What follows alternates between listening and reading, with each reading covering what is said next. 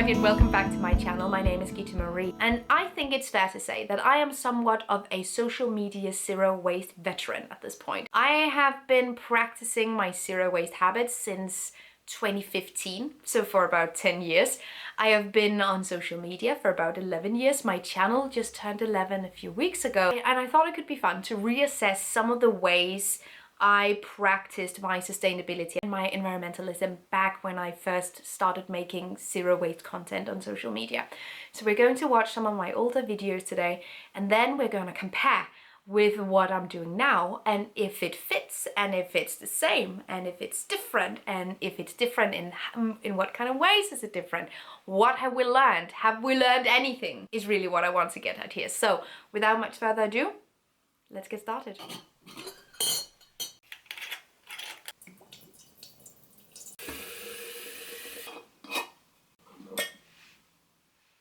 So yeah, I have these strawberries. These are local ones from my area. This is one of my new metal straws. I really like using very narrow metal straws. So I guess one of the most glaring differences in the kitchen is the fact that I don't have a bulk store nearby anymore.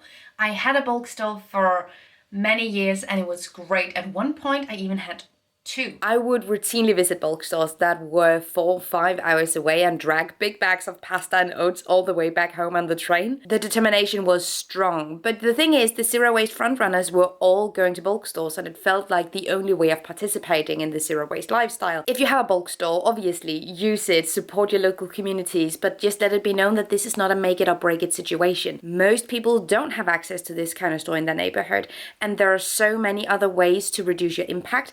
If you can't do this specific thing, then focus on all the other things that you can do instead. So I very rarely shop in a bulk store anymore. Also, when I was younger, studying at uni, I had a lot more free time, let's just be honest, to travel longer distances to go to a bulk store. But I still use my glass jars, mainly because I figured that if you want to avoid pests in your dried goods, putting them into a sealed container is really the best option. And I had some really gnarly experiences with pests in pasta and flour and rice, and it was awful. So I still use my glass jars even though I don't have access to a bulk store anymore. Now that doesn't mean I don't care about packaging. So I primarily use paper packaging. Whenever it's an opportunity, I go for it. And then me and my friends, we go to like a larger grocery store where they sell a lot of dried goods in much bigger bags, which is really smart. That is also coincidentally where a lot of the bulk stores get their stuff. And then we buy the massive bags and then we split them in between us. That is typically what I do. I do still get some small stuff like spices, nuts, etc. from bulk because I still have that option.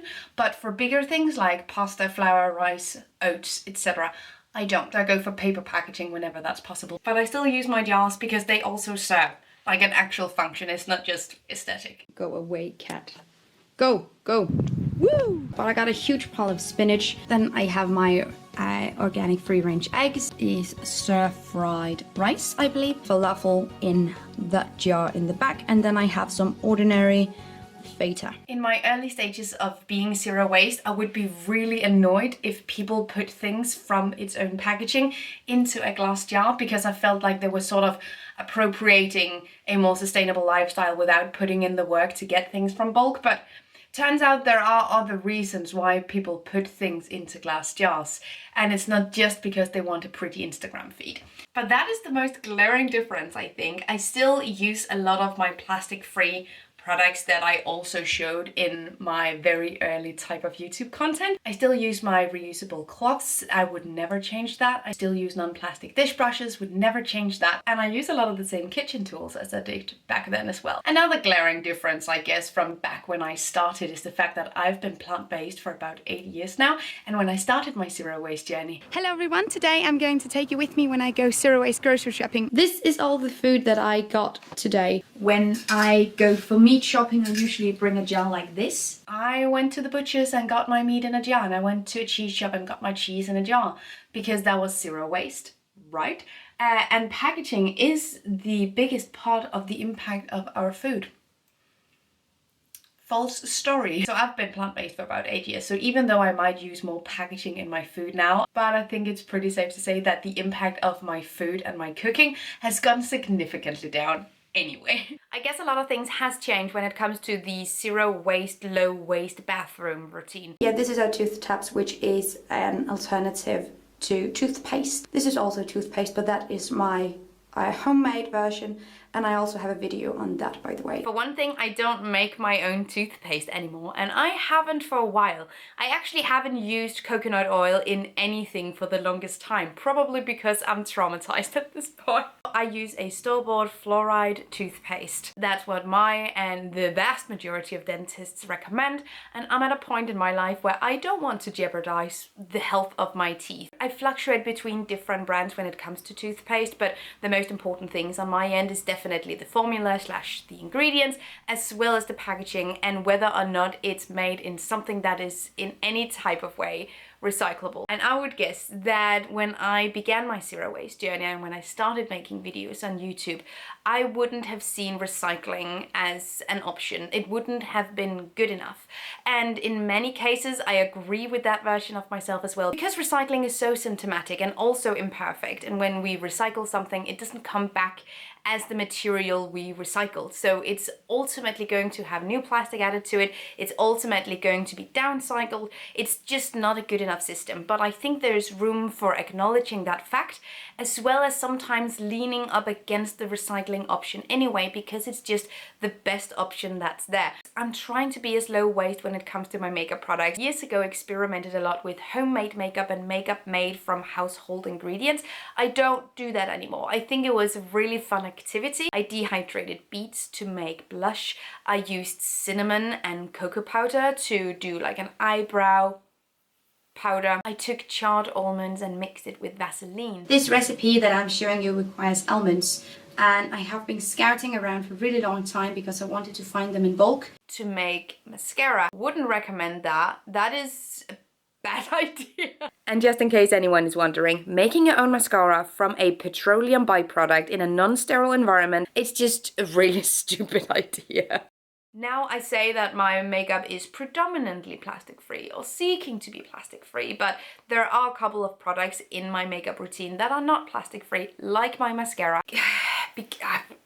We have chilled a little bit in that department. Shaving soaps, which were all package free. And this is what I have in my shower. I have a plastic free razor, safety razor, and in here I will just show you guys like this. This is my shampoo, my solid shampoo bars. It's come in a Lux container. The solid shampoo game is still going strong, and as they say, if it ain't broken, don't fix it. Yeah, I really love some splash of green and just plants, flowers, stuff like that.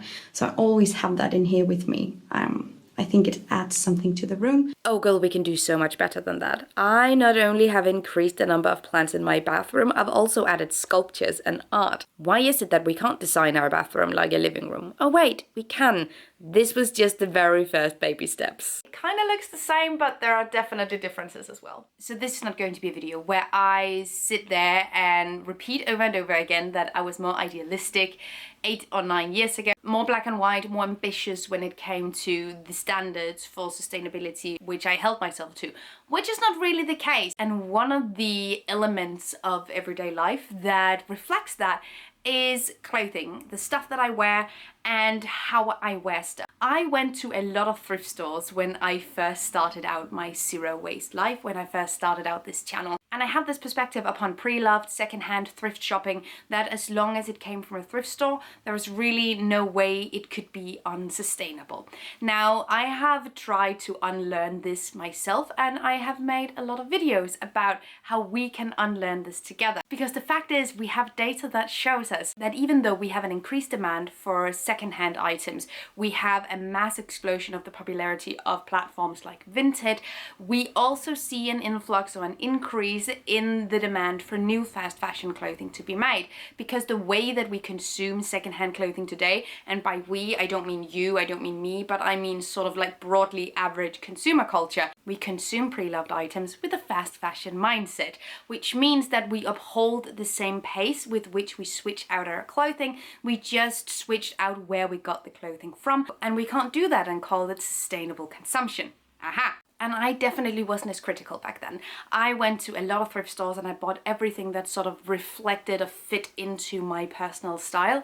I still own a lot of stuff. I'm by no means a minimalist, but I think today I am a lot more critical and a lot more particular with the things that I pick out, which means that when it comes to stuff like clothing, I am a lot more particular with materials that I choose. I make sure to avoid a lot of synthetic materials, and I buy something that I know I'll be able to repair if it breaks. I also maintain my clothing today a lot more carefully, which means that my clothing just lasts longer. I think when I started making content about zero waste, I was really focused on making sure that everything looked different, that everything looked sustainable. I was very focused on making sure that everything had this hippie boho vibe, which in and of itself is also and I think I'm a lot more critical today. I think I have re-examined a lot of my consumer patterns, which means that I buy a lot less stuff also from thrift stores, and I buy with more intention, which is definitely a change for the better. Today I'm going to the farmer's market and I am getting everything.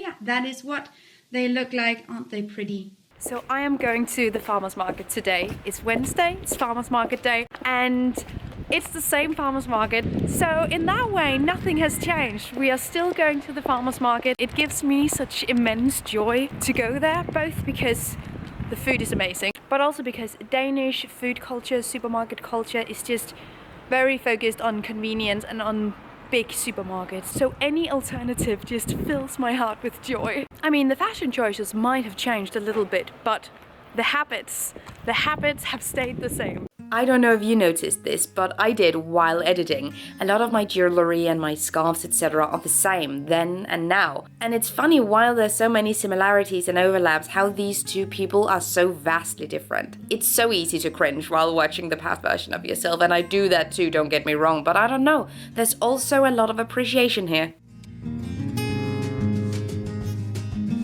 Overall, I am really proud of the past version of me. She was determined, she was eager, she was ambitious. She sometimes didn't quite assess the amount of energy something required in comparison to how much she would gain from it. She hyper-focused ever so slightly. I am proud of the development. I am proud of where I started out and that I did it in the first place, because people thought I was really weird when I started, and I'm glad that I'm sticking to it. I'm taking the principles that makes sense to me now currently, based on both the available options I have in terms of sustainability, but also in terms of what I know about impact. There's so many of these habits and actions that I never stopped doing and that I probably never will. There are also elements where I have chilled out, but that's the whole point. I think the most important thing when it comes to trying to be as conscious and sustainable as possible as an individual is that we're able to reassess our own habits and actions whenever we're faced with new information. And that is vitally important.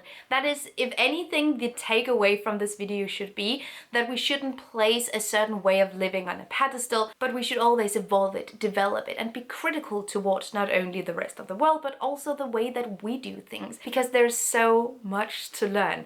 And I didn't have all the answers back then. I don't have all the answers now, but we're trying our best here. And it's not always going to look the same. So I'm really happy that I've moved away from this very product aesthetics focused way of understanding sustainability. When we move away from perfectionism and when we start to embrace our own flaws and errors as people, that's when we start to develop habits that we can maintain for the rest of our lives. And honestly, that is the goal, and that was always the goal.